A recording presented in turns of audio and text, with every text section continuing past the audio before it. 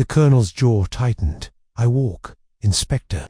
I find it good for my joints. I may have wandered near the house, but I never went in. What reason could I have? Cray didn't answer directly. He turned a page in his notebook. Mrs. Pembroke was known for her strong opinions. She had accused you, publicly, of cheating at cards. Ah, that old nonsense. The Colonel let out a dry laugh. She hated losing, and her pride took it badly. But no, Inspector. We made up. I brought her the rhubarb from my garden last week. Cray made a non-committal sound, and there were no other arguments between you. None worth killing each other over. Outside the bay windows, the garden swayed gently in the breeze. Cray leaned forward. One last question. Colonel, when did you last come into the living room? There was a brief but perceptible silence. Months ago, Farnham replied, narrowing his eyes. I had no reason to be here during the party. Cray closed his notebook. That will be all for now. The Colonel left, his back straight and his step measured, but Miss Marple, who had stumbled onto the veranda by what she described as a happy coincidence, had observed something far more interesting than his words. The twitch of his left hand, as he gripped the cane, the brief glance toward the hearth at the mention of her. Fear, perhaps, or guilt, or simply the instinct of a man who knows he's being watched. Later that day, Miss Marple visited Dr. Lionel Keene. His practice was modest, a whitewashed building on the corner of the village green, with ivy creeping up one side and a hand-painted sin hanging over the door. He answered the door with a smile that didn't quite reach his eyes. Miss Marple, he said, showing her in. What a pleasure. She sat down in the waiting room, which smelled faintly of antiseptic and lemon oil. I won't take up too much of your time, Doctor. I just wanted to talk to you about poor Mrs. Pembroke. He nodded, crossing his arms. A great shock to all of us. You were among the first to reach her, I believe. Yes. I examined her body, rudimentarily of course, until the coroner's findings came in. She was completely dead, and the manner of her death is unusual. Don't you think? He hesitated. Poisoning is always unusual in a village like ours. It suggests premeditation, an attack, malice. Indeed, Miss Marple said thoughtfully. And yet poison requires a certain intimacy, doesn't it? You have to know what the victim is going to eat or drink, when, where. It's not the weapon of the impulsive. Dr. Keene looked visibly uncomfortable. If you're implying that I had such knowledge, Miss Marple. Oh, God, no, interrupted him with a slight wave of her hand. Only that as a doctor, you might have observed changes, a decline, perhaps. Signs of stress, fear. He didn't answer. Miss Marple leaned forward, her voice low and soft. You see, I think Mrs. Pembroke was afraid of something very specific. And I think fear is at the heart of this whole thing. Keene's gaze fell on the edge of her desk. She had asked me, not long ago, if I knew anything about strychnine, purely academic, she claimed. I told her its use was no longer widespread and highly regulated. She asked if it could be masked with sherry. Miss Marple's gaze sharpened. Splint said why. No, only that she had read something. She brushed it off. Ah, said Miss Marple. But one rarely reads about strychnine unless one is looking for something dreadful. She thanked him politely and went out, leaving behind a man shrouded in a veil of uncertainty. Early in the evening, a second suspect appeared, but none had been considered by Inspector Cray. Miss Marple, returning by way of the village green, came upon Lily Crouch, the vicar's young maid, sitting alone on a bench by the duck pond. Her eyes were red, and her hands were twisting nervously in her lap. Miss Lily, said Miss Marple softly, sitting down beside her. What is troubling you, my dear? Lily sniffed. I've remembered something, that's all. About the party. Will you tell me? The girl hesitated, then nodded. I helped clear the lemonade table, and I saw someone by the side door of Pembroke House, just there, as if waiting to be let in. Miss Marple's voice was quiet. Who was it? Ivy Price. Miss Marple's knitting bag shifted slightly in her lap. Are you sure? She was wearing that blue scarf she always wears on very cold days, and she looked so strange, as if she were listening to something. It was interesting. Ivy had claimed to be in her room making the next tea, but standing by the side door, listening. Lily looked up. Do you think that's her, Miss Marple? I think, Miss Marple said quietly, that people often get into situations they'd rather not explain. That doesn't make them murderers, but deep down, she was adding this new observation to her growing pile of suspicion. By the time the village clock struck 8, the suspects had begun to take shape, not as villains, but but as human beings. Beings with grudges, regrets, and carefully concealed motives. Colonel Farnham with his pride and concealed closeness. Dr. Keene with his elusiveness and knowledge of poisons. Ivy Price with her moment of discretion by the side door. And perhaps someone else, still out of sight, hidden beneath the surface, like a clue beneath a hearthstone. Miss Marple sat by her fire that evening, knitting untouched on her knee, staring into the flames. The village was beginning to stir beneath its quiet surface, and in that stirring, long-buried truths might soon be unearthed. The next morning arrived with that soft golden light that made the cottages of Little Weeshwood feel like miniature paintings come to life. It was the kind of day when nothing truly terrible should happen, and yet a faint smell of unease still hung in the air, like smoke from an old fire. At Pembroke House, Inspector Cray had resumed his work with relentless precision. Statements had been taken, chronologies established, and motives investigated, but the case, at first seemingly simple, was beginning to take on the unpleasant aspect of a puzzle whose pieces were cut from the same mold. Meanwhile, Miss Marple went to the cemetery under the pretext of tending the flowers on her late nephew's grave, when in reality her motives were otherwise. The church grounds were not only a place of contemplation, but also a place of information. Here, conversations dragged on, voices dwindled to whispers, and secrets found a strange refuge among the headstones. She crossed the reverend larch, polishing the brass plate near the sacristy door, the expression tinged with the weariness of a man who is asked to comfort too many people with too few answers. "Hello, Miss Marple," he said, wiping his hands on a cloth. "Are you aware?"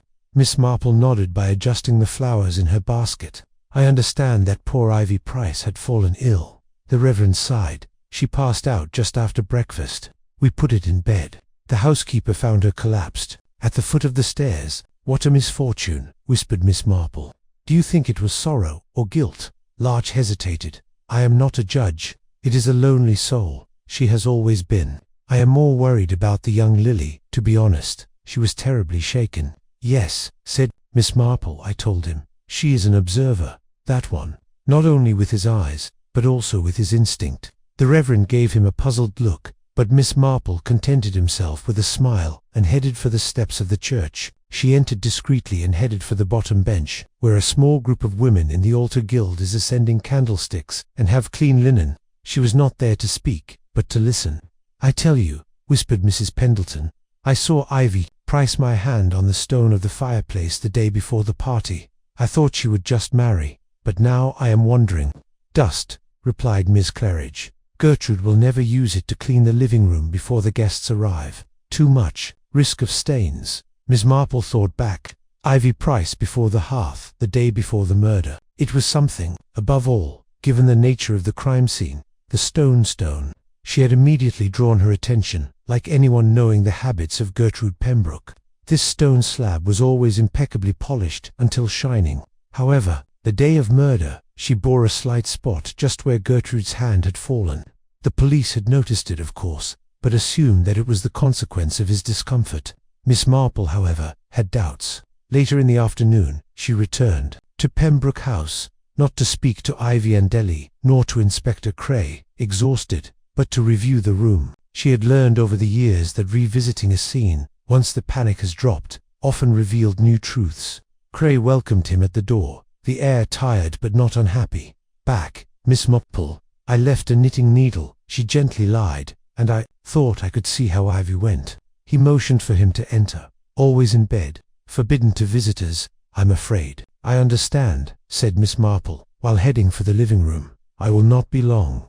She carefully entered the room, her gaze scrutinizing the now sterile space. The chair had been removed, replaced by a temporary cover to protect the carpet. The foyer's grid was empty.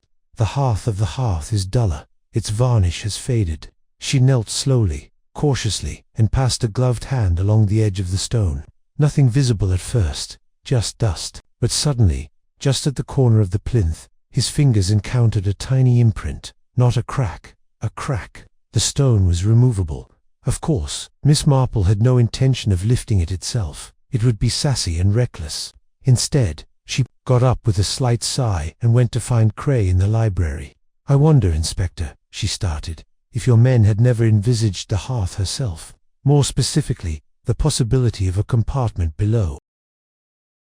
A fireplace hides more than ashes, it hides the truth. Welcome to Verités Obscures. I am your host, Jack. Drop a comment, where are you joining us from tonight? I always love reading every single one. Let's begin. The sun shone gently on the village, green of little wishwood, that curious English blend of the quaint and the quietly subversive. Fairy lights fluttered from the old oak tree to the roti-urn lamppost.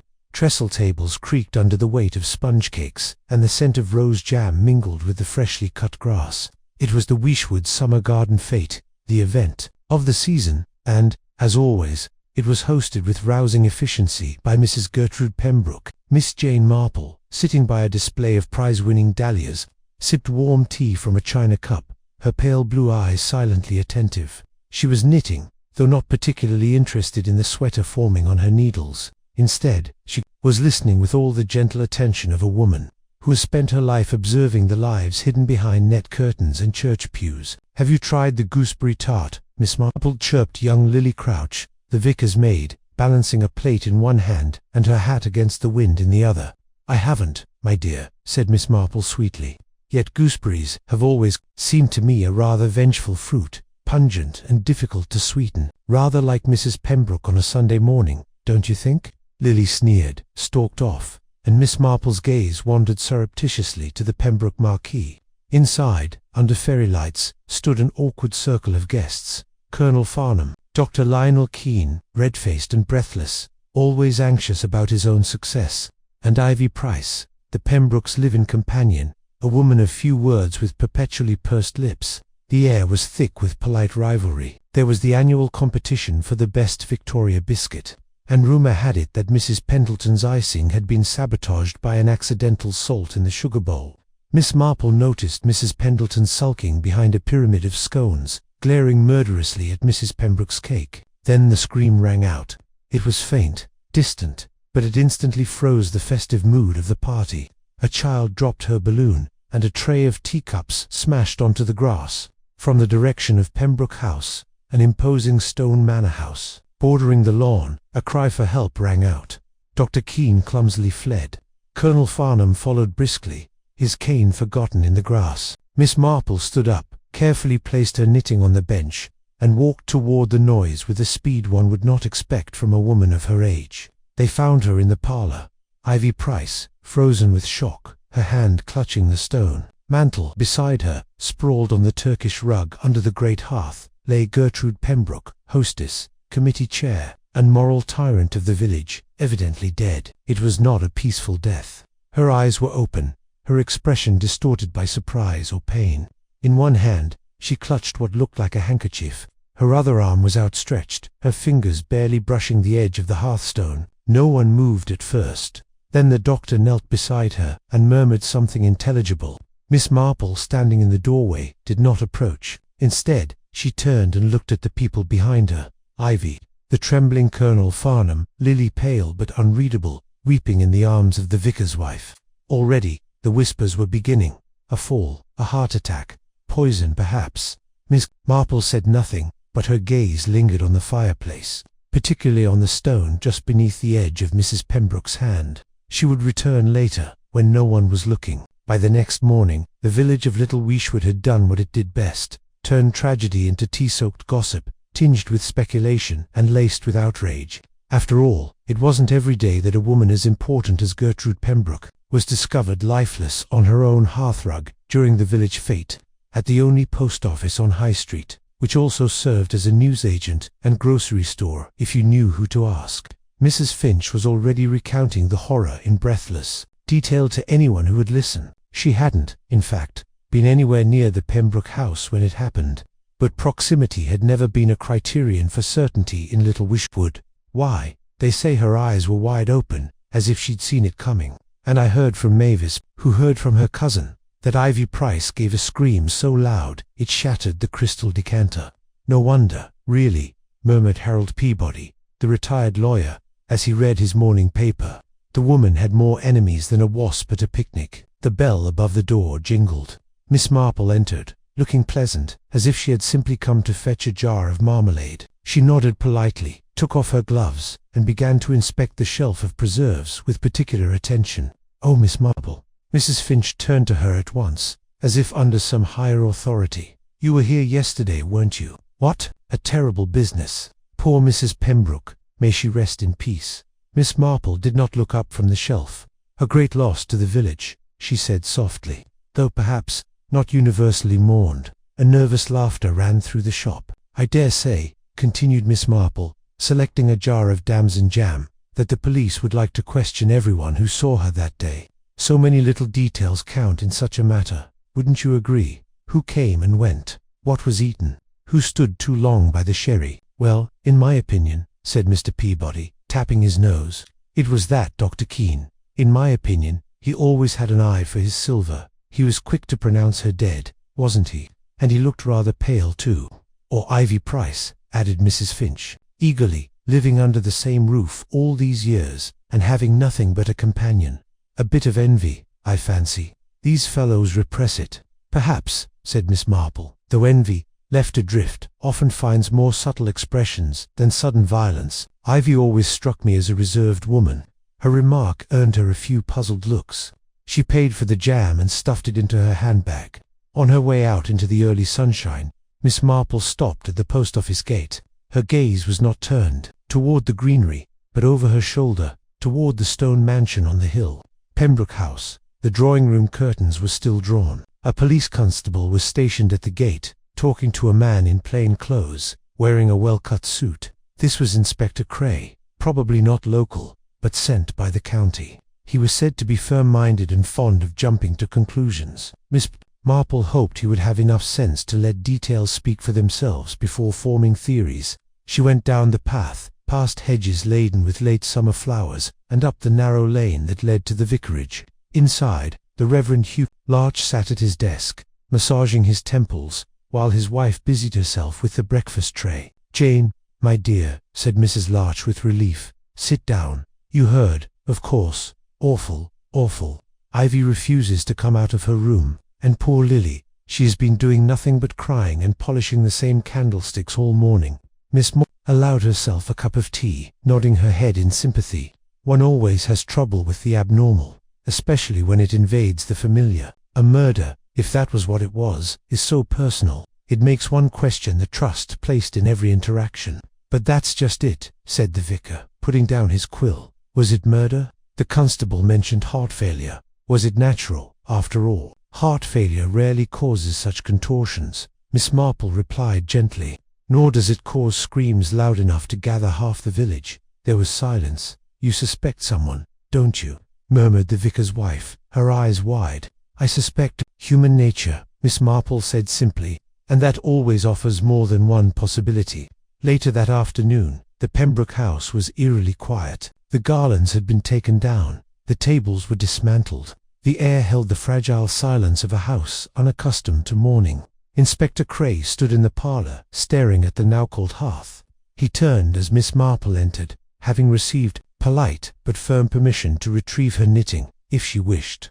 "Miss Marple," he said, without preamble, "I understand you were among the first to arrive." "I," she said, "was picking up the blue wool folded from the armchair, but not among the first to rush out. Age has its drawbacks." Cray smiled tightly. "And what did you see?" "I saw Ivy Price, trembling. Dr. Keene is checking for signs of life." The colonel seemed quite shaken, but I suspect it had more to do with his blood pressure. "I also saw Mrs. Pembroke's hand stretched toward the fireplace, as if she were reaching for something." Cray looked interested. "And what might that be?" "I don't pretend to know," Miss Marple said, "but I've always thought that gestures of death, if deliberate, tend to indicate not salvation, but revelation." He raised an eyebrow. "Do you think she was trying to tell us something?" Miss Marple shrugged delicately. "Or hide something. Fireplaces are curious places, you know. They easily conceal things, and yet they're often the center of a room, drawing the eye. A paradox of visibility." Cray frowned and crouched down by the hearthstone. "There's nothing here now.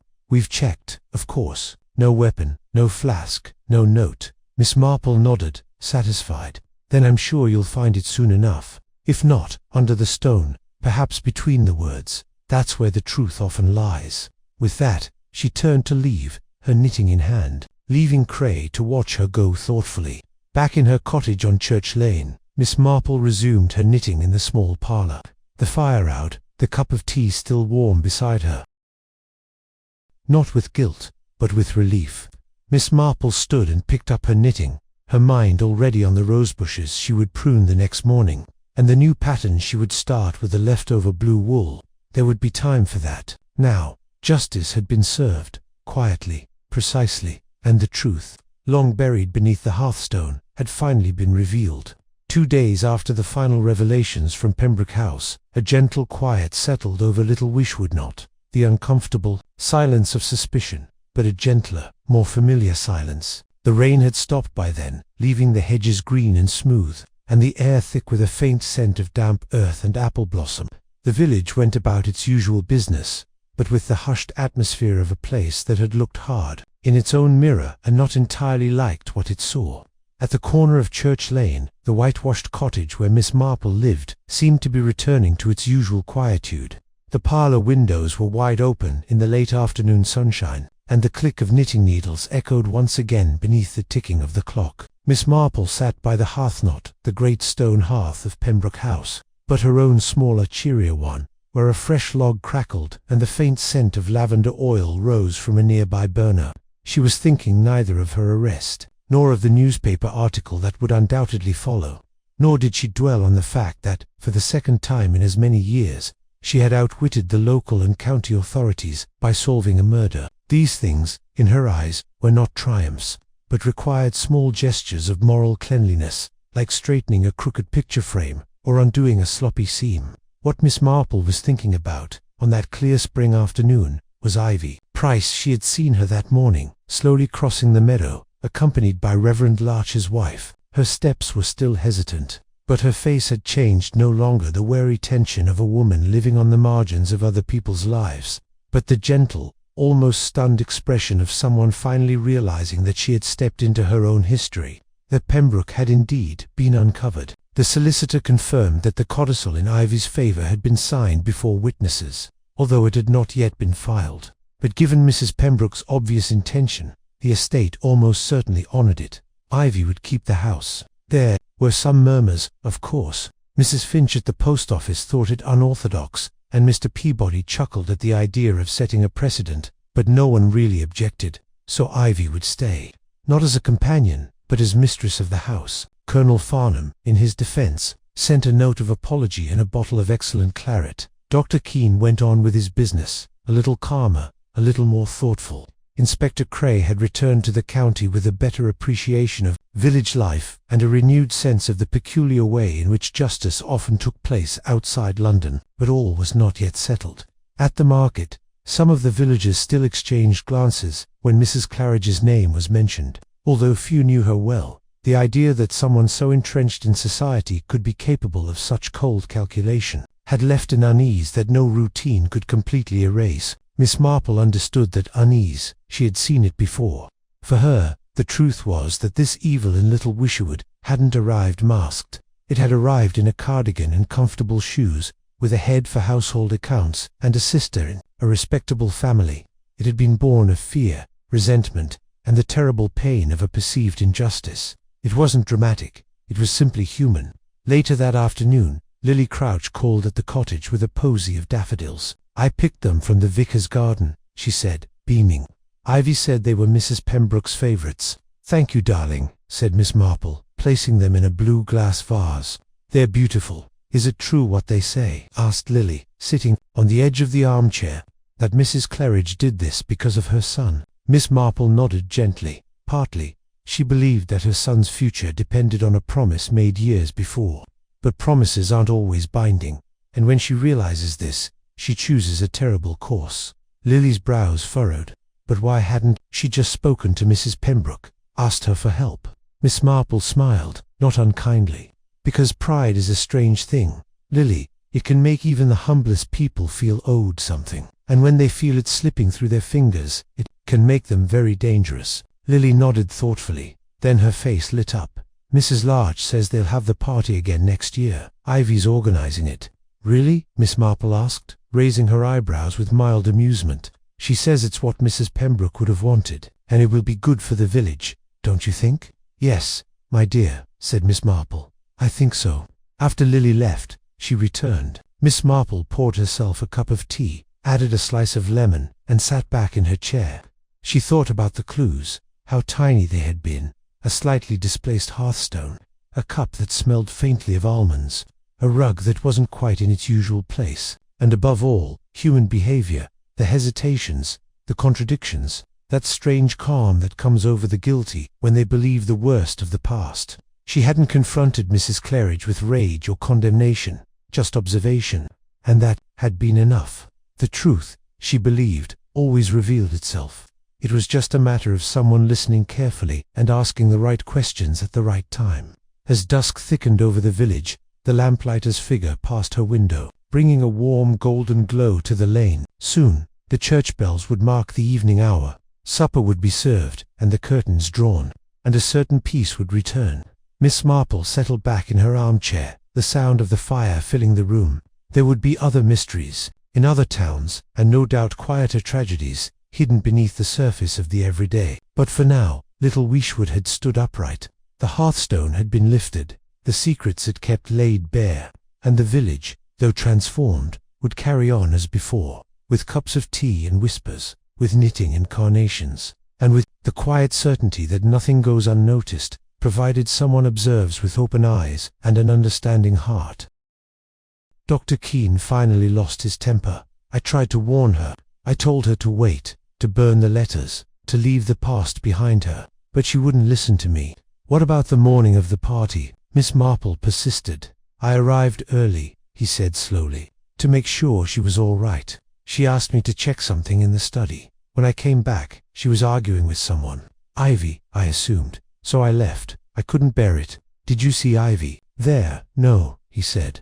I just heard voices. But it wasn't Ivy. Not quite. It was gentler, too calm, not angry, persuasive. I realize that now. Miss Marple stood up, walking slowly to the window. Ivy Price didn't kill Mrs. Pembroke, she said aloud. She was afraid of her, yes, but not murderous. The attempt on her life, whether self-inflicted or not, was not designed to divert attention, to silence her before she said the wrong thing. Dr. Keene also stood up, his voice low. So who was right to silence them both? Miss Marple turned around. Someone who could move freely around this house, who had been here many times, whom she trusted. Someone whose presence near the hearth would not seem unusual. The door opened behind them and Inspector Cray entered, led by the housekeeper. He looked at Dr. Keene, then at Miss Marple. You sent word that something would happen, he said. Miss Marple nodded. Yes, I think we're ready. They sat together in the parlour as dusk began to fall. Dr. Keene, Inspector Cray, Miss Marple then. At the time Miss Marple had been appointed, Ivy Price appeared, pale but walking alone, her eyes wary. I asked her to come, Miss Marple explained. I think she's the last person our culprit expected to meet. Ivy sat, looking from one to the other. Is this about the letters? It's about the truth, Miss Marple said, and the way it's all been manipulated. Then she turned to Cray. Inspector, I think you should issue a summons to the one person who fits the profile, who had access to the house, who knew about the letters, who would have the most to lose if Ivy inherited. Cray frowned. You mean Miss Marple finished for him? Mrs. Claridge? There was a stunned silence. The housekeeper's sister? Cray asked.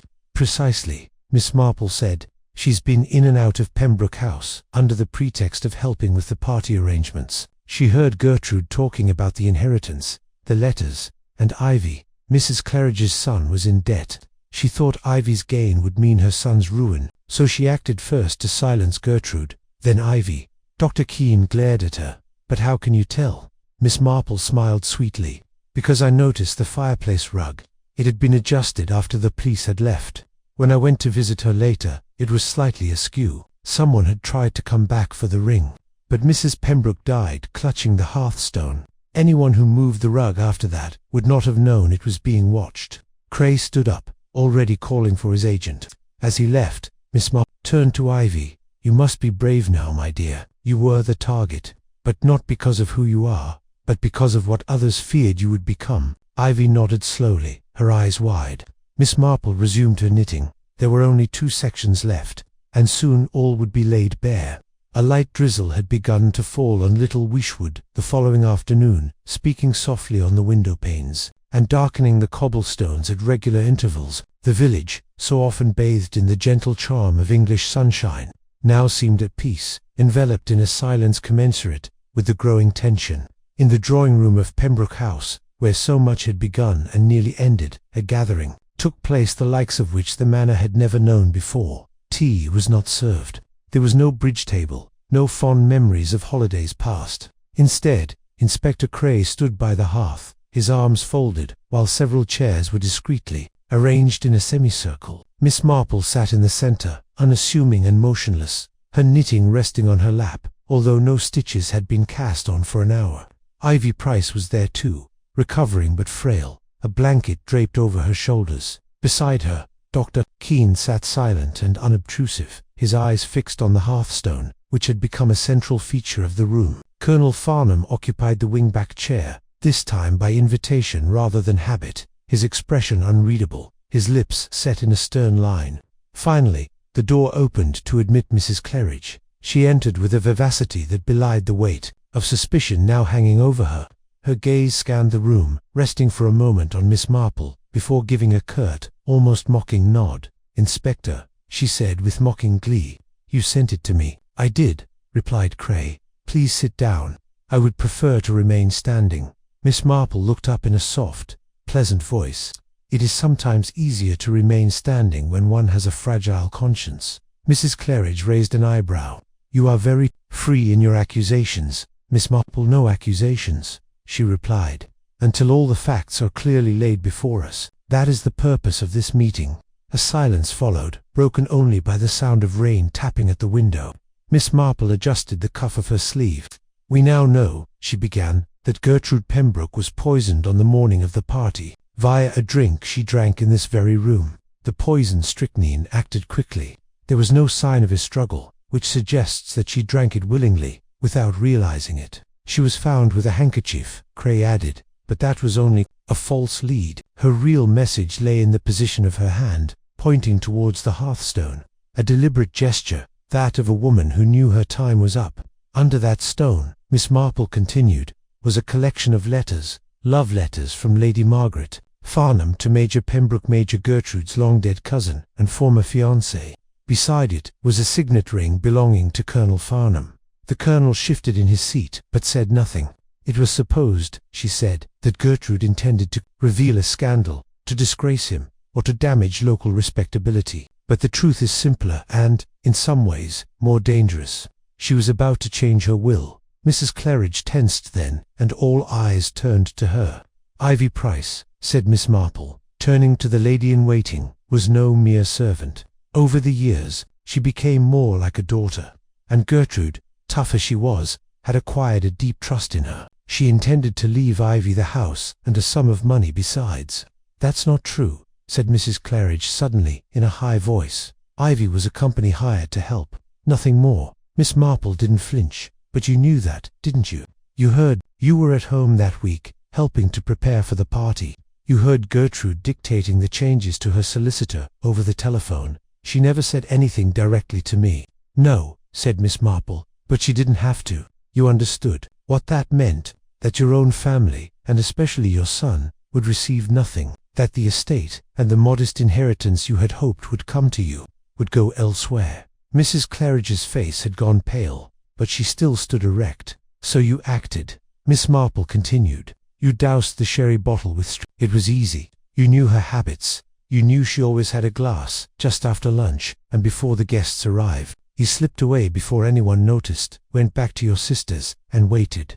"You have no proof," Mrs. Claridge said, but the protests were weaker now. Miss Marple folded her hands. "Except you came back the next day. You came back while everyone else was busy cleaning the garden. You adjusted the hearthrug in the hope of retrieving the ring, perhaps to take the letters. But it was too late. The house was sealed. And when Ivy survived," Cray added, stepping forward, "you tried again, this time with cyanide, slipped into her morning tea." Mrs. Claridge's composure broke then. "I didn't want to kill her," she said. "I just wanted her to be quiet. I wanted to frighten her. She was afraid," Ivy whispered, her voice trembling. "But not of you, of what you were prepared to do." Dr. Keene stood up, her voice low but firm. "She came to see me that week. She said she'd found the letters. She wanted advice.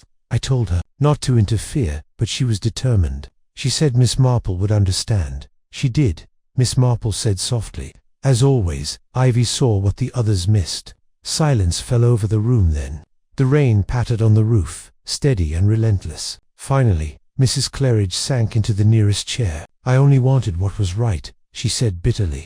Gertrude had everything, and she was going to give it all to a girl who wasn't related to her, who had no rights.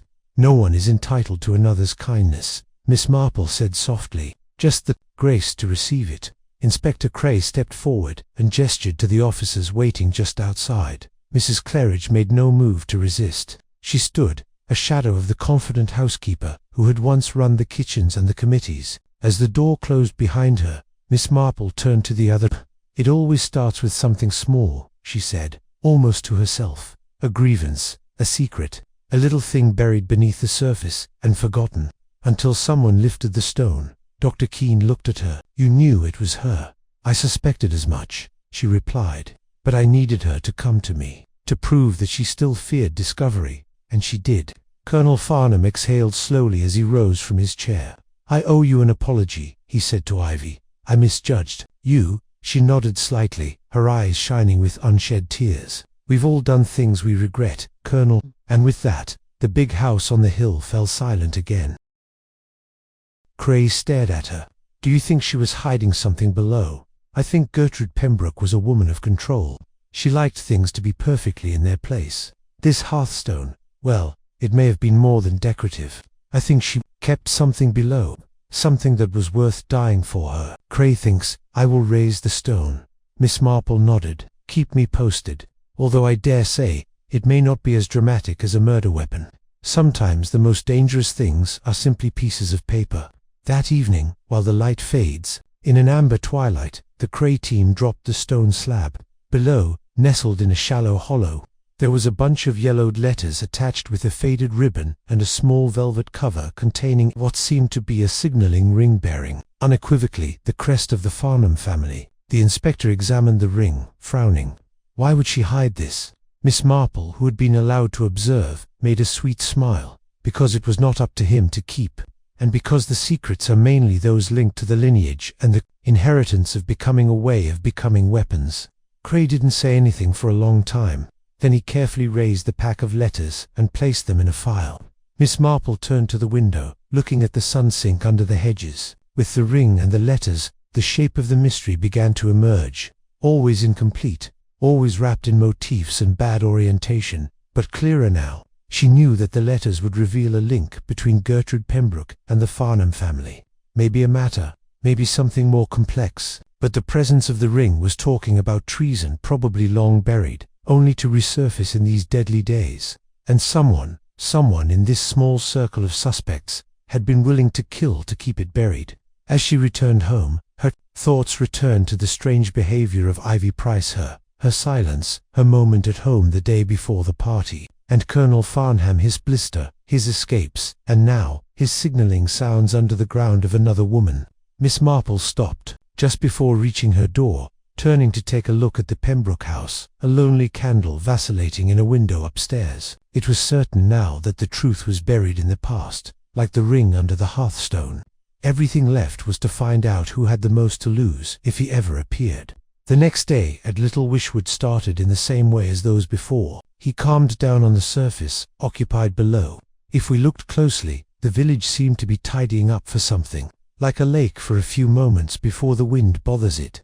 The whispers clung to the corners and the eyes lingering too long. On the faces of the neighbours, once harmless, the news of the discovery under the hearthstone of Miss Pembroke had not yet reached the ears of the general public. But the staff of the Pembroke house knew that something had been found. And in a village like Little Wishwood, the staff speak faster than telegrams. Miss Marple, however, had learned the value of waiting a long time ago. Not lazily, of course, but with a patience sharpened by ends. This morning, she sat in her modest living room next to a tea tray and seed cake slices. A letter was open to the table, sent in a female hand, bearing the postal cachet of Pembroke House. He came from Ivy Price. Content was a brief request for Miss Marple's company this afternoon. I feel that I can tell you things that I cannot say to others. Little come. I don't know who else to trust. Miss Marple carefully folded the letter, slipped it, and prepared her shawl. At 2:30, she arrived in Pembroke House once again. The large structure seemed moderate now, its very bricks seeming to cry. A private house of his mistress was like a ship without his bar, still afloat, but to drift. Ivy Price received it in the morning room. She had clearly aged 10 years in the space of a week. Her hair, generally pinned with clear precision, began to collapse on the edges, and the tremor in his hands had become more pronounced. "Thank you for coming," she says, a slope of weak tea in porcelain cups. "I didn't sleep. I hear noises at night, footsteps on the stairs. Although there is no one there." Miss Marple accepted her cup and spoke in her sweet and disarming tone. "When we are afraid, Ivy, the world becomes more talkative. He whispers until we answer." "I'm not crazy," Ivy said quickly. "I know what I heard, and I know someone was in the living room that morning, before anyone in addition to Mrs. Pembroke. Yes, I saw a shadow move just behind the curtain while I brought the tray. But when I entered, the room was empty. At least I thought it was, and it was before the cry." Ivy nodded. 10 minutes before, maybe less. I was going to confront her this afternoon. You see, on letters. The letters under the hearthstone. Yes, I found them a month ago during cleaning. I never read everything, just enough to understand." Ivy's eyes filled with tears. They weren't his own. They came from Lady Margaret Farnham, love letters, and the ring. She kept that too. Miss Marple looked at her, knitting quietly. "She said to me once," continued Ivy, "that the Colonel had ruined his life. I assumed that it was a slight social or a lost promotion for his brother, but it was much more personal. She had been engaged to someone once, Major Pembroke, his cousin. The letters suggested that Lady Margaret had stolen him. Love and pride often make dangerous companions," whispered Miss Marple. Ivy looked down. "I thought she was planning to exhibit it. It has become more erratic in the days preceding the party. She alluded to the announcements, whispered about justice, but then she died. And now I don't know who I can trust." Miss Marple tapped her hand. "You did the right thing by saying, the secrets, even the ancients, do not remain buried forever, and sometimes digging them is what kills." On the other side of the village, Inspector Cray sat with Colonel Farnham in the Colonel's private study. The walls were lined with hunting prints and heavy volumes, and the smell of pipe smoke was suspended in the air. Cray held the ring in a small pocket of evidence. "Do you recognize this?" Farnham folded her eyes. "Of course, it's mine. He disappeared 3 years ago. I thought I had dropped it during dinner. Interesting place to lose a family inheritance," said Cray. "His dish. Under a home Farnham married. She had to steal it, or found it and kept it. Gertrude was mean like that. Enough to threaten you. There was a break. She said that I had wronged his family, that I owed him blood. I didn't take it seriously." Cray leaned forward. "And did you enter this living room on the morning of the party?" "No," said Farnham quickly. Too quickly. Cray's gaze did not move. "Do you know what I think, Colonel? I think you did it, and I think she showed you the letters. I think she told you that she was going to make them public, and I think you panicked." Farnham stood up. "This is outrageous. If you had proof, real proof, I'd be handcuffed. But you don't, and I won't tolerate it." Cray let him rant, but said nothing more. The ring, the letters, the pattern, they were strong threads, but not strong enough to form a knot. He needed more. That evening, Miss Marple attended a dinner. At the vicarage, a quiet dinner of stewed lamb and potatoes, followed by a light trifle. Around the table sat the Reverend Larch, his wife, young Lily, and a guest Miss Marple had specifically requested, Dr. Keene. It was a cordial, if somewhat discreet, meal, but Miss Marple was watching, always on the lookout. She asked Lily about her schedule that day, questioning her gently. "You said you saw Ivy at the side door." Lily nodded. "Yes, just before the scream." "That's funny," Miss Marple mused aloud, "because Ivy tells me she was in the living room 10 minutes before the scream, and she thinks someone else was already there." Dr. Keene shifted slightly in her chair. "She was rather unsteady at the time, wasn't she?" "Perhaps," Miss Marple agreed, "but she did find the letters, and she told me a curious thing. Mrs. Pembroke had asked her, weeks before, to retrieve a bottle from the medicine cabinet. Something she claimed was 4 months. Dr. Keene froze. "That's curious," Miss Marple continued, "because no one keeps strict for months, and yet you told me she had been making inquiries about it not long ago." There was silence at the table. "She asked me about the poisons." Dr. Keene said slowly, "but I thought it was idle curiosity." "And did you tell her about the dosage? About the delivery?" He said nothing. Miss Marple put down her spoon. One wonders if she meant to use it, or if she was afraid someone might. The trifle was forgotten. Even the Reverend's wife remained motionless, barely breathing. Miss Marple turned her gaze to Dr. Keene. "There's something not quite right about this case, Doctor. Something that sounds odd, and I think you know what it is." Dr. Keene stood up abruptly, his chair scraping. "I think I should go." Miss Marple didn't stop him. She just watched as he, still knitting by hand, walked away. He wasn't guilty, not of the murder, at least. But he had seen something, and now, thought Miss Marple, the time had come to reveal each piece of the puzzle, one stitch, one motive, one lie at a time. No longer. The facade was beginning to crack. Night descended on Little Wishwood with the stillness of an old theatre curtain, and yet the village did not sleep soundly. The rhythm of its days had been disrupted, and despite the smells of lavender and wood smoke, unease pervaded every room, every cup of tea, every halting conversation in the village green. In her neat cottage on Church Lane, Miss Marple sat quietly. In her living room, the flickering lamplight playing gently on the worn book spines, her knitting lay beside her, untouched since her dinner at the vicarage. Tonight, her mind wandered away from threads and patterns. It hovered over details, spoken and unspoken, gently in the silence, as a jeweler might examine a flawed stone. Dr. Keene's abrupt departure had been revealing.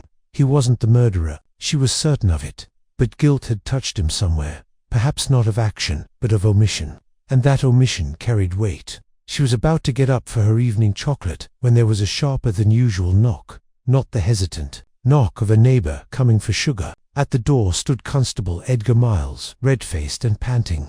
"Pardon, Miss Marple," he said, lifting his cap, "but there's been another incident." At Pembroke House, Miss Marple took her coat and followed the young constable into the dimly lit alley, her heart beating faster than her steps suggested. They arrived to find Inspector Cray already there, flanked by 2 constables. The parlour door was ajar. A bitter draught came through the passage like a whisper of accusation. Cray greeted her with a terse nod. "I thought you might like to see this." Inside, Ivy Price sat slumped in the same wing chair where Gertrude Pembroke had once run her Thursday bridge club. Her eyes were open but glassy. Her breathing was shallow. A cup lay on the floor beside her, its contents spilled. "She's alive," Cray said. "Barely. The doctor's coming. But it's poison. Same symptoms." Miss Marple stepped forward and examined the teacup. The smell was faint, but there was almond in it. No strychnine, something different, faster, maybe cyanide. "Tried to kill herself?" Miss Marple asked. Cray shook her head. "We're not sure. It could have been administered by someone else, but it's too neat, too orderly, almost theatrical." Miss Marple's gaze fell on the mantelpiece, now cool and serene. "The killer is escalating," she said softly, "or he's losing control." A soft moan caught their attention. Ivy barely stirred, her lips moving. Miss Marple knelt beside her. "My dear, you're safe now. You're safe." Ivy's eyes fluttered. "Not safe. What happened? Who gave you the tea?" Ivy's breath was short. She hadn't seen him. She'd just found him, on the tray. She slipped into unconsciousness before she could say more. Cray stood, frustration etched on every feature of his face. "This complicates things. This clarifies them," Miss Marple said. Gertrude remained silent. So was Ivy. "Someone is afraid of what these women knew or might have said." Cray ran a hand through his hair. "Do you think it was Farnham?" Miss Marple didn't answer immediately. Her eyes were fixed on the cup, her mind replaying events with meticulous attention. Maybe, or maybe it was someone else. Someone intelligent, patient, a spider at the center of the web.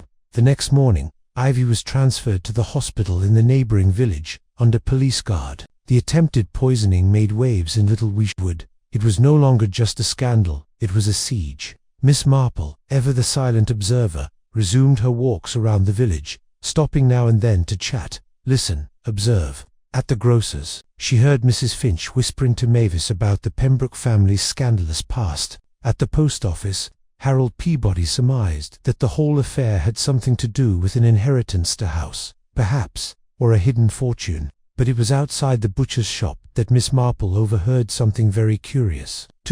Boys, Tommy and Edward, were exchanging marbles and gossip in equal measure. I saw Mr. Keene sneaking into Pembroke's garden last night, said Tommy with relish. Long after dark. Maybe he liked roses, said Edward, laughing. Miss Marple leaned over. Excuse me, lads, you said Dr. Keene was at Pembroke House? Tommy nodded. I was feeding our cat. I saw him by the hedge. He was holding something in his hand, like a bottle. Did he come in? No. He just looked around, then walked off down the path. Miss Marple thanked them and went home, the picture forming in her mind of Dr. Keene, prowling near the house with a bottle in his hand, perhaps throwing something away, or setting it down. But why? She sat down to write a note, not to the inspector, but to Colonel Farnham. She asked for an audience, and to her surprise, he agreed. She arrived at his estate late that afternoon. The office was just as she remembered it, smelling of pipe tobacco and old regrets.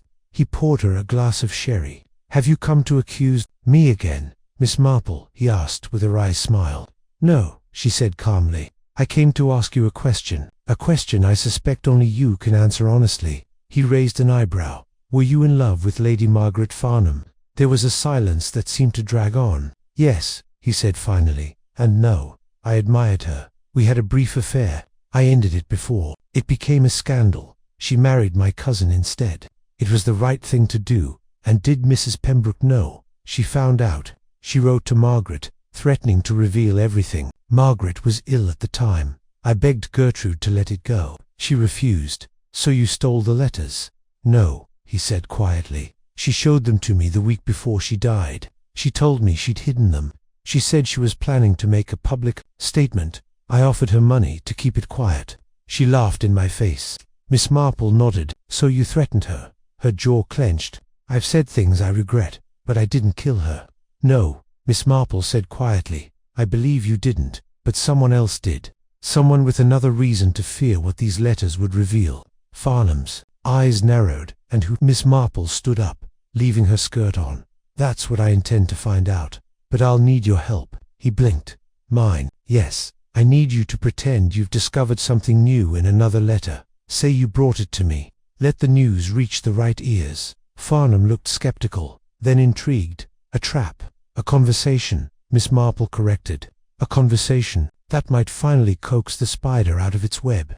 With that, she took her leave, walking slowly back into the cool twilight. The path before her furrowed with the shadows of a truth still unspoken. The rules of the game had changed. Someone had tried to close the story, but Miss Marple was far from finished reading between the lines. The next day, an eerie silence reigned in Little Weeshwood, which felt more like a stage set than a real village. The trees were still, as if they too were listening, and even the birdsong seemed cautious. For Miss Marple, who had spent her life observing the subtle changes in human nature, this was precisely the atmosphere she needed. Colonel Farnham agreed to play his part. That morning, he went ostentatiously to the post office, where he took care to leave a few carefully chosen words for Mrs. Finch about a new discovery on her late cousin's estate. He then took the trouble to call at the vicarage, and was overheard telling Reverend Larch that he had forwarded this new letter to Miss Marple. It was a well-placed rumour, delivered with just the right amount of credibility to make it irresistible. Back at her cottage, Miss Marple waited. She made her tea as usual, adjusted her lace placemats, and spent a while knitting.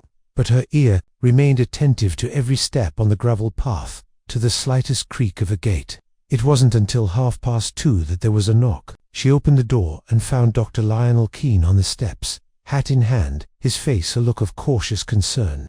Miss Marple, he said in a warm but slightly strained voice, I understand from Mrs. Larch that you have come into possession of a new letter. Miss Marple nodded slowly. Yes, please come in. I was just making a new pot of tea. He hesitated a moment before entering. I must say, he remarked, settling into the armchair opposite her, that this new development is rather unexpected. I didn't know the Colonel was in the habit of collecting mail. Well, families often surprise us, Miss Marple replied, pouring the tea. You never really know the private life of a public man. Dr. Keene accepted the cup with a murmur of thanks. I wonder, he said after a sip, if these letters really matter at this stage. What's done is done. It depends, doesn't it? Miss Marple said, whether they merely reveal old sins or reveal new ones. A gleam came into his eye then. Almost imperceptibly. Miss Marple continued in a gentle tone. You were close to Mrs. Pembroke, weren't you? I was her doctor, he answered quickly. Yes, of course, she said. But I often think doctors see much more than they admit. Private fears, untold stories, hidden illnesses. He smiled slightly. We see what we have a right to see, Miss Marple, and we hear what patients think we won't understand, she added. I wonder if Mrs. Pembroke ever told you about her cousin's will, or the inheritance she feared would be contested. Keene stiffened. Not in detail. Because if she had, Miss Marple continued gently, you might have known that Ivy Price had something to gain, an inheritance. Not just a job, but financial independence. Enough to leave home. Enough to marry. Dr. Keene said nothing, but his hands trembled slightly on the cup. Miss Marple leaned forward slightly, her eyes clear and calm. You loved Ivy, perhaps more than affection. He still didn't reply. You saw the effect Mrs. Pembroke's announcement would have, Miss Marple said. The letters, proof of betrayal. Yes, but also of intent. If Ivy's name had been removed from the will in light of this scandal, she would have had nothing. You couldn't allow that, could you? Her jaw clenched. You're implying I killed her. I'm suggesting, Miss Marple said carefully, that you knew Mrs. Pembroke was up to something irrevocable, and that you tried to prevent it, but not with poison. No, I think your guilt lies elsewhere. He glared at her. So who poisoned her? Miss Marple smiled slightly. That's what I'd like you to help me prove. Outside, a robin chirped on the windowsill. Inside, the needles clicked softly, rhythmically, and precisely. She thought of Ivy's scream, of Colonel Farnham's hesitation, and of one detail. Mrs. Pembroke had died in the very room where she had once organized bridge every Thursday, still sitting in the same winged chair, and she had always insisted on having fresh logs in the hearth, even in summer, claiming that their scent kept the air from becoming stale. It was the kind of habit that betrayed deeper anxieties. Miss Marple made a mental note of this. People's little rituals said more about them than their declarations. They revealed their fears and, more importantly, what they were prepared to do anything to protect. And it was almost always a matter of appearances. Tomorrow she will visit Ivy Price, not to question her, thank goodness, but simply to bring her a jar of jam, a comforting word, and a few harmless questions disguised as small talk. After all, Miss Marple had learned that the truth, when gently persuaded, tended to slip out, not in confessions but in the unnoticed hesitations between sentences. It was a mild morning, the kind that made one wonder if tragedy could ever settle. In a place like Little Wychwood, dew still clung to the grass like secrets, refusing to part with their guardians. The church bells had rung as usual at 8 o'clock, but in a more measured tone, as if out of respect for the deceased. And at the Pembroke household, the blinds had remained drawn, shielding the village from prying eyes. Inspector Cray had begun his investigation in earnest, his notebook filling with comments both useful and absurd. The residents of Little Wychwood had long memories, but an annoying tendency to embroider them. He had spent most of the previous evening listening to 3 different accounts of the supposed argument between Mrs. Pembroke and Ivy Price in the pantry. None agreed on the cause of the conflict, and 2 mentioned the disappearance of a china teapot, which had been perfectly present on her shelf. Meanwhile, Miss Marple had kept her promise to visit Ivy Price, arriving with a jar of apricot jam and a calm, measured presence that often disarmed even the most reluctant. Ivy's rooms, at the rear of Pembroke House, overlooking the herb garden, were modest but tidy, and her face held the weary expression of someone who had lost both an employer and, oddly enough, her identity. I thought you might like a little something for your toast, Miss Marple said, setting the jar on the windowsill where the sun could warm it. I admit that apricot can be a little too sweet if it's not just right. Ivy smiled slightly. Mrs. Pembroke doesn't allow preserves. She said they encouraged sweet tooths. Well, said Miss Marple, settling comfortably into the tapered armchair by the hearth, you have to treat yourself once in a while. Life offers so few luxuries, after all. There was a long silence, during which the ticking of the little clock on the mantelpiece seemed unusually loud. You like her, Miss Marple said, softly. Ivy nodded, her gaze turning towards the window. In a way, she wasn't easy, but she had no one else, and I liked to think she needed me. Miss Marple delicately adjusted the lace doily on the table. Did she need you? Ivy clasped her hands in her lap. She would never have admitted it, but yes, I did the shopping, I managed the accounts, I helped keep up appearances, which was what mattered most to her. Appearances, Miss Marple repeated softly. What a weight to carry, especially in a place like this. You have to keep everything in order, even when it's falling apart behind closed doors. Ivy didn't answer. I wonder, Miss Marple continued, almost conversationally, if anyone ever discovered what Mrs. Pembroke hid behind that hearth. It was always so clean, and yet no one ever seemed to mind the fire. Ivy stiffened, very slightly.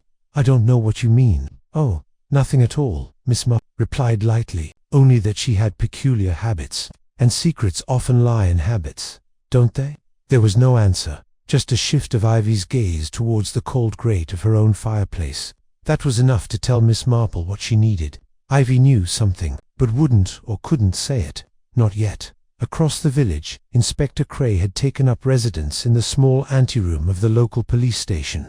Sorting through statements and clippings with growing frustration, he had arranged for an officer to come to the Pembroke house to collect the deceased's belongings, but there had been no will, no import letters, and no sign of forced entry. More curious, however, were the reports from 2 guests who claimed to have seen Colonel Farnham enter the house shortly before the scream. The colonel, naturally, had denied it. I was outside talking to Dr. Keane, he had insisted when Cray questioned him at the Conservative Club, a glass of port in hand. We were discussing his prescription fee, an exorbitant sum. Why on earth would I want to go inside when there were scones to be had? But Dr. Keane, in a hurry, was vague about the timing. It's all a blur, Inspector, he said nervously. I remember speaking with him, yes, but exactly when, I couldn't say. I had patience to see. Half the village was there. Cray frowned. Would you say the colonel had disagreements with Mrs. Pembroke? Dr. Keane hesitated. They were of the same temperament, I suppose. They were attached to order. She had accused him of cheating last month, but then she ended up accusing everyone of something. The inspector made a note, then filed the file. The circle was closing in, but it was too neat and tidy. Cray didn't like things tidy in murder cases. They were often done under the watchful eye. Back on Church Lane, Miss Marple had settled in her rose garden, pruning slowly and carefully. She wasn't thinking directly of Ivy or the colonel, but of something else. A conversation she had overheard months earlier at the Women's Institute. Gertrude Pembroke had made a sly remark about secrets that would be revealed if the renovations to the house continued, particularly concerning the parquet flooring. This had struck Miss Marple as odd. Mrs. Pembroke wasn't one to joke. If she had mentioned the parquet flooring, she had meant it, which made her death by the hearth all the more significant. That afternoon, it was learned that Mrs. Pembroke's cause of death was confirmed poisoning. A bitter, fast-acting poison. The doctor suspected strychnine, but the exact compound had yet to be identified. There was no glass nearby, no cup, no food fragment containing enough residue to test for. Cray suspected the poison had been administered earlier, perhaps in a slice of cake at the party. But Miss Marple wasn't so sure. Poison, yes, but not random, nor careless. It had to be deliberate, personal. She thought back to the way Mrs. Pembroke's fingers had touched the hearthstone, almost grazing it. Not a cry for help, but an insinuating gesture. Miss Marple went back in to get her knitting. There was still much for her to learn. Who had access to her food? Who knew her habits? And who had anything to gain from her silence? As evening drew on, the shadows lengthened over the village lanes, the air thick with suspicion. Ivy remained in her room, pale and trembling. Colonel Farnham had retired to his study with a bottle of brandy. Dr. Keane sat in his office, avoiding any curious glances that came through the clinic door, and Miss Marple, she began work on a new piece. Not a sweater this time, but a teapot warmer, small, complex, and deceptively simple. Just like the inhabitants of Little Wishwood, she knew something essential had been forgotten. Something tiny, something subtle, and she would find it, point by point. The next morning, a slight chill rose, the kind that heralded the quiet arrival of autumn. A light mist lingered in the village green, slipping between the church tower and the hedges, as if reluctant to dissipate. In Little Wishwood, life followed its usual rhythm, tinged with apprehension. Gertrude Pembroke's murder had upset the village's fragile balance, and everyone, in their own way, was trying to restore it, through gossip, denial, or dissembling. At the Pembrokes, the living room remained closed, its cheerful floral wallpaper now serving as a macabre backdrop for whispered theories. Inspector Cray had returned that morning, his coat buttoned tightly. the weight of unsatisfying leads weighing on his shoulders. He had taken a liking to the conservatory, a temporary base of operations, sunny, secluded, and just close enough to the heart of the house to remain on the lookout. He was not a man to indulge in fanciful ideas, but there was something unsettling about this case, something that resisted logic. Poison, certainly. Opportunity, certainly. But the motive remained elusive. By mid-morning, the first official suspect was identified, Colonel Archibald Farnham. This was not, strictly speaking, a surprise. The colonel had been seen entering the house shortly before the scream. 2 eyewitnesses had placed him at the foot of Pembroke's garden, alone and moving briskly, and his sudden denial of being inside had raised more than a few eyebrows. Cray summoned him to Pembroke's conservatory to speak to him. "You understand," said Colonel Cray neutrally, "that this is not an accusation, simply a clarification." Farnham sat stiffly in his wicker chair, his chiseled hands resting on the silver knob of his cane. "I have nothing to hide, Inspector. I told you, I spoke to Dr. Keene on the lawn and stayed there." "You were seen walking toward the back entrance," said Cray. "A direct line to the living room."